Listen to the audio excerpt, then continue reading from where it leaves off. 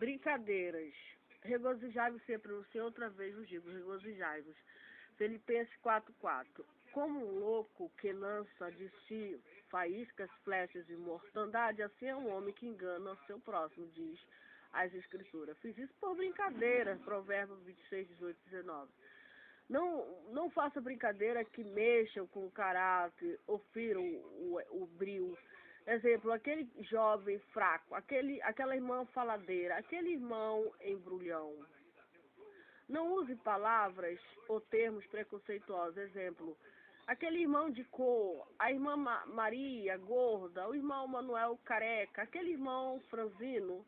Não use brincadeiras que destruam ou sujem propriedade ou bens. Exemplo, num parque público, arrancar flores, pisar em gramado, utilizar locais proibidos. Não brinque com coisas santas. Exemplo, fazer piada com passagem da Escritura, remedar a manifestação do Espírito Santo, brincar com o utensílio destinado à casa do Senhor. Não brinque com coisas que ressaltem ou imitem deficiência. Exemplo, aquele irmão que puxa da perna, aquela irmã manquinha, aquele quase cego.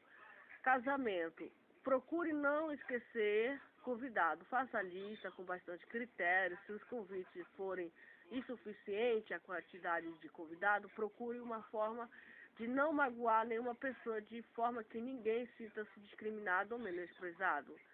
Procure honrar sua igreja. Os casamentos devem ser feitos na igreja onde os noivos congregam, isto é, se ambos congregam no mesmo local, caso haja a impossibilidade de realizar no local mencionado, que é por problema no prédio, no templo, que é por insuficiência de espaço, deve optar por outro templo, fazendo da igreja a igreja local ciente de modificações e motivos da mesma.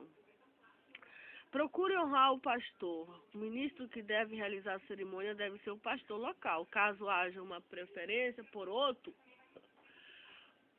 outro pastor, seja qual for as razões dessas preferências, deve o pastor local ser antecipadamente notificado e manifestar a sua anuência pelo ministro que estará ocupando sua igreja para o tal ato. Selecione as músicas com antecedência. Toda música utilizada no casamento deve ser tratada com antecedência com os órgãos que irão executá-la, bem como ter o conhecimento, a anuência do pastor para evitar contratempo, desgosto no momento da cerimônia. Procure entregar presente antes da festa. Os presentes entregues no momento da cerimônia ou na festa correm o risco de serem extraviados. Os noivos não derem atenção devida. Caso não seja possível entregar o presente antes da data do casamento, deve-se esperar o retorno dos noivos na lua de mel e fazer-lhe uma visita e oferecer-lhe sua recordação. Agradeça os presentes, os noivos devem manifestar sua gratidão, remetendo um cartão de agradecimento. Ou, na impossibilidade, fazendo agradecimento pessoal. Ética pastoral. Qualificação do pastor. Deus, quando chama um homem para cumprir os seus propósitos universais, lhe confere qualidade de dons e talentos que serão úteis ao seu ministério, a fim de produzir unidade, maturidade e perfeição da igreja. O próprio Senhor Jesus Cristo determina providencialmente lugares de serviço da igreja desses homens dotados. Atos 11:22-26. O mesmo através do Espírito Santo. Atos 13:1-16-7. Tanto os discípulos quanto aqueles que são chamados para o ministério são exortados a buscar o poder do Espírito Santo e acompanharão grandes sinais. Vocação divina. E ninguém toma para si esta honra, senão o que é chamado por Deus como Arão. Hebreus 5:7-4. Ser ministro cristão é uma honra que Deus dá ao ser humano e requer por isto mesmo, da parte da condição vocação e chamada, ambos dependem de Deus e manifesta pelo Espírito Santo. É necessário os vocacionados que tenham a disposição de servir, caso contrário, lhe sobrevirá um sentimento de recalque oposto à sua própria ocupação, e no momento em que julgar oportuno, levantar-se-á contra o seu Senhor, lançando de si o jugo da servidão, deixando de cumprir com seus deveres de ser útil à causa do Mestre. Os homens que exercem com dignidade o ministério são desprendidos de sentimentos gananciosos, de sobra temperança, temperante e sincero acerca deles, diz Paulo, que homens são, nos considerem como ministros de Deus. 1 Coríntios 4:1. O ministro vocacionado pelo Senhor coloca o ministério acima de tudo e cuida ser a obra mais importante na face da terra. Atos 13:2, Romano 1. A vocação divina inclui o profundo desejo de obedecer à voz do bom pastor na sua consciência, com a exigência, muitas vezes, de sacrifício e sofrimento. O apóstolo Paulo declara que se anuncio o evangelho, não tenho de que me gloriar, pois me é imposta essa obrigação. 1 Coríntios 9:16. Conduta pessoal. O maior pastor que a Bíblia nos apresenta é Jesus Cristo. Ele é o modelo por excelência.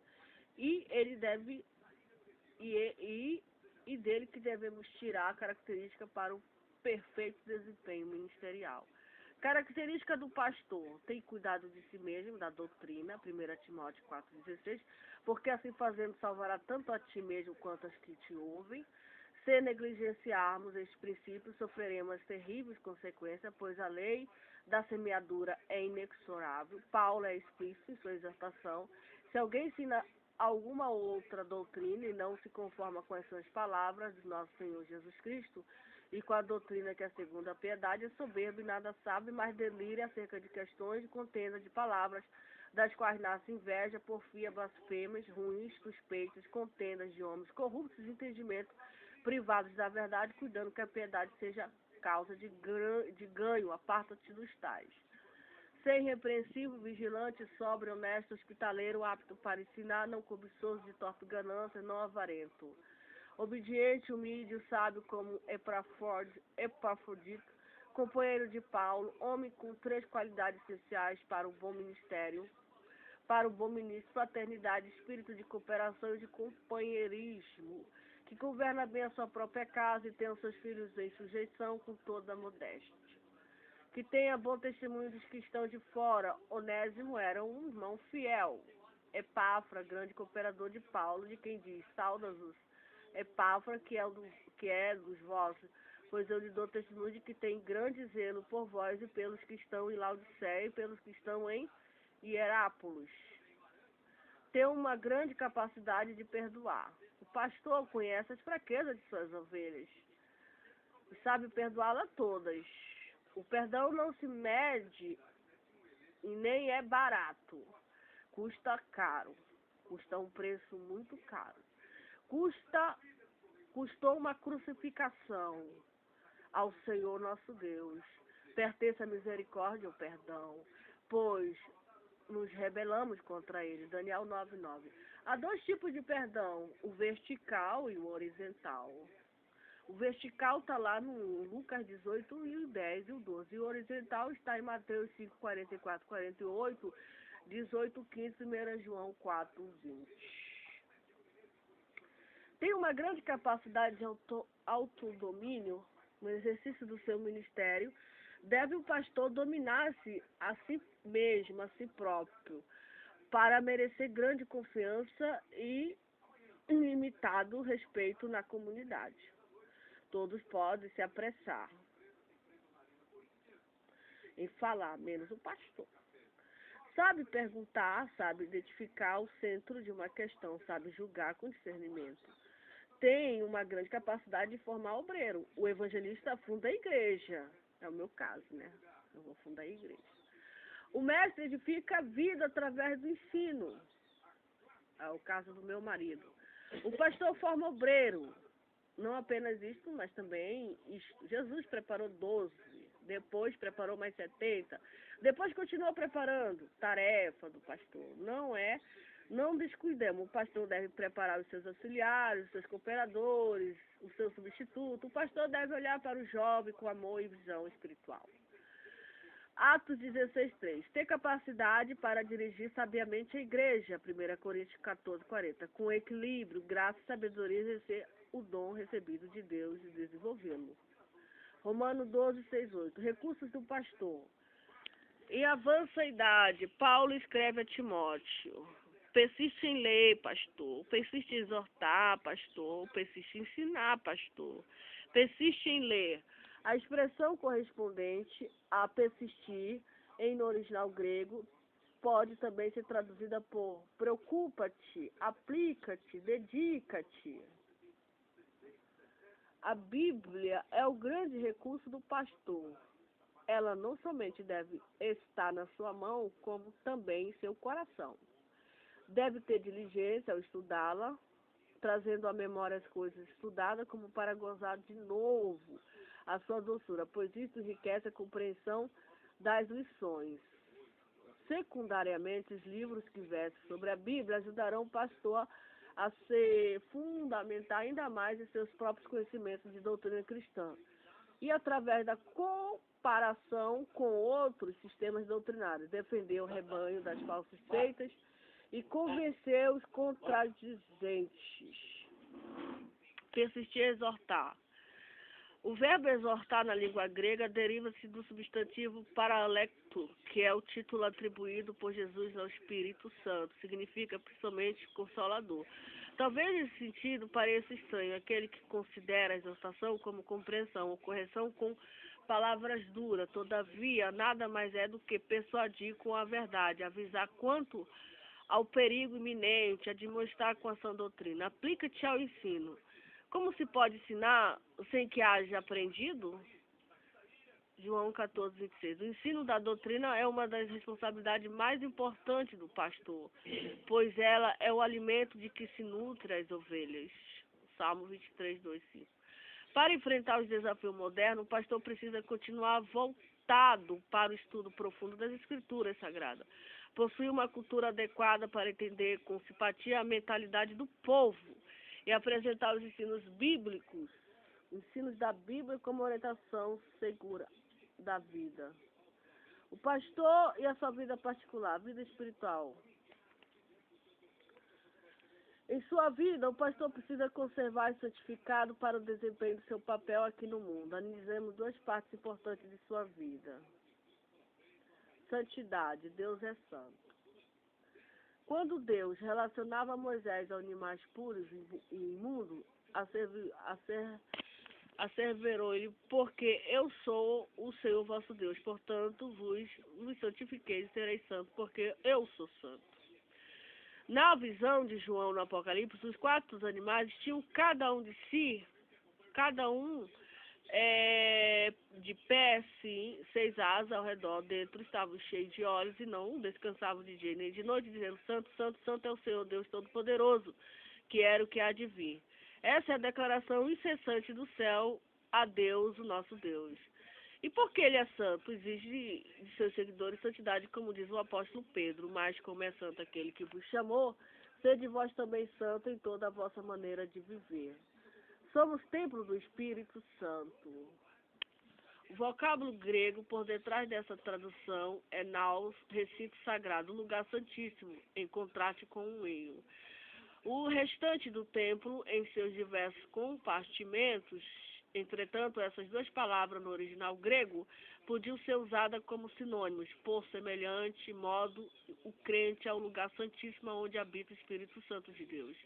Assim, o pastor deve ser puro, limpo, tanto de coração como também no comportamento exterior, repugnando tudo que venha a contaminar o templo de Deus, imacular o que lhe deve ser mantido sagrado, porque se alguém destruir o templo de Deus, Deus o destruirá. 1 Coríntios 3:17. Deus exige santidade dos pés, das mãos, dos olhos, da alma, do espírito, do coração, do pensamento, dos lábios, dos olhos. Para servir no evangelho com pureza espiritual, como sacerdote da antiga aliança, o pastor não pode apresentar nenhuma deformidade, como descrito em Levítico. Pecados da língua, conversação torpe. Tiago, irmão de Jesus Cristo, reconhece as verdades que todos tropeçamos em muitas coisas. Se alguém não tropeça em palavra, o tal varão é perfeito, poderoso para também referir todo o corpo. Vejamos alguns tropeços que o pastor pode incorrer ao longo do seu ministério, utilizando conversação torpe, a da abundância do coração que a boca fala, A fala é a faculdade que distingue os homens dos animais. É o sinal de sua personalidade. O pensamento é impossível sem palavra. O pensamento antecede a ação como relâmpago, antecede o trovão. Já dizia Hell. O caráter de uma pessoa é revelado pela própria maneira de falar e se expressar. Por isso é que Paulo, ao usar o termo despojai-vos também de tudo, das palavras torpes de vossa boca, estava se referindo à linguagem obscena do falar, do abuso de boca suja, pois nos termos grego, significa feio, vergonhoso, vil, aviltante, retém a ideia tanto de profanação como de obscenidade, juntamente com a ideia de abuso. Ele ainda condena veemente essa prática, que é oposta à santidade cristã, dizendo que o não ser o que for bom para promover a edificação, nenhuma palavra deve sair da vossa boca, nem a prostituição, profanação, aviltamento, impureza ou avareza, mesquiez,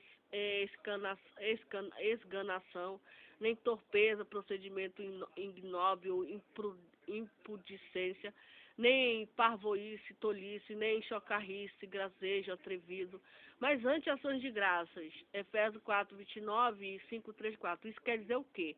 Que deve o pastor fazer uso da fala com ações de graças, apropriando-se dessa faculdade e bendizer e louvar a Deus, visando o real proveito em suas conversas com o próximo, beneficiando-se das palavras dignas, edificadoras, em contraste com a linguagem dos incrédulos. Já estou cansada. A crítica. Vamos falar da crítica. Não julgueis para que não sejais julgais. Por quanto? Porque com juízo com que julgueis, sereis também julgados.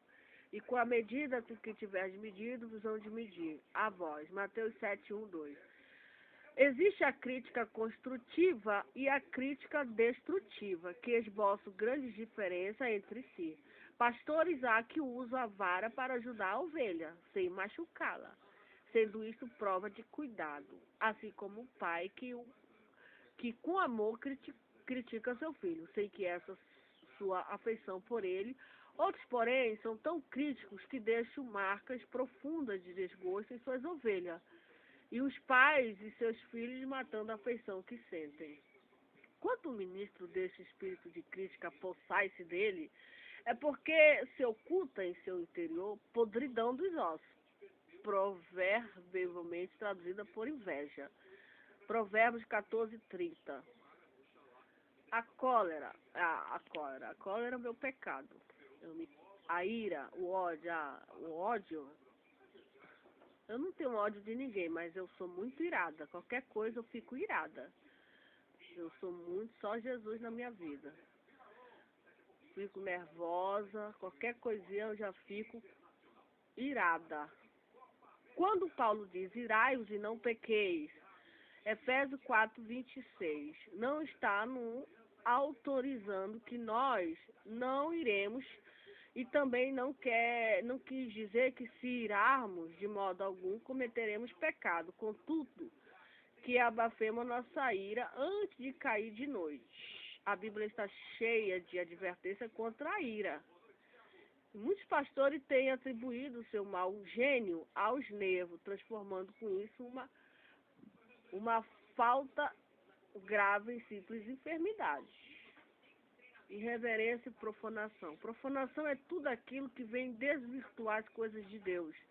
Isto é, dar má aplicação às coisas de Deus, tratar com irreverência o que é de Deus e violar sua santidade, quer seja através da palavra, quer seja através das ações. Malaquias mostra como o altar do Senhor fora profanado e alguém contribuiu para isso, dizendo não faz mal. Deus avisa acerca das coisas sagradas não serem profanadas. A igreja de nossos dias tem saído da rotina e alguém vem contribuindo para isso?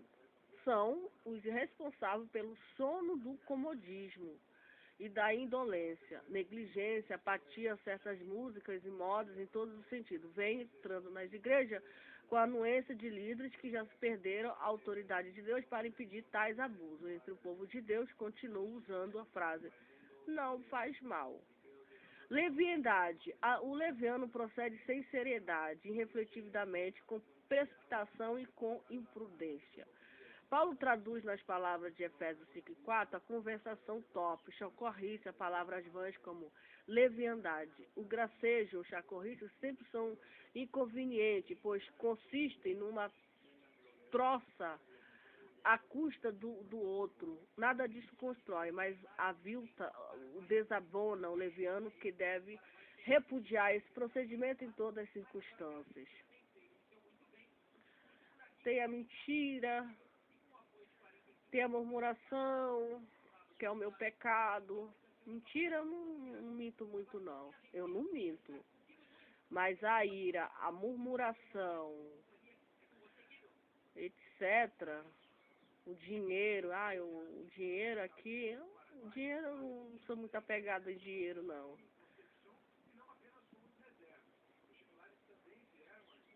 Egoísmo, se eu sou egoísta, não sei, eu acho que não. A falsidade, se eu sou falsa, também eu acho que não. A imoralidade, abomina. A imoralidade, eu não sou imoral, eu acho que não. A inveja, também não tenho inveja de ninguém, graças a Deus. Eu não. O orgulho, se eu sou orgulhosa, acho que não. Orgulho espiritual, não. Orgulho intelectual também não tenho. Orgulho material também não tenho. Preguiça, se eu tenho preguiça, eu acho que eu tenho um pouco. Consequência da preguiça, pastor e seus estudos. É muita coisa, a biblioteca, o pastor e o rebanho. Eu gostei desse estudo no púlpito, a postura do púlpito, a direção do culto, como conselheiro, mocidade, pastor e como administrador. O que é liderança, autoburocrático, democrático. São 100 capítulos, são 100 páginas, né?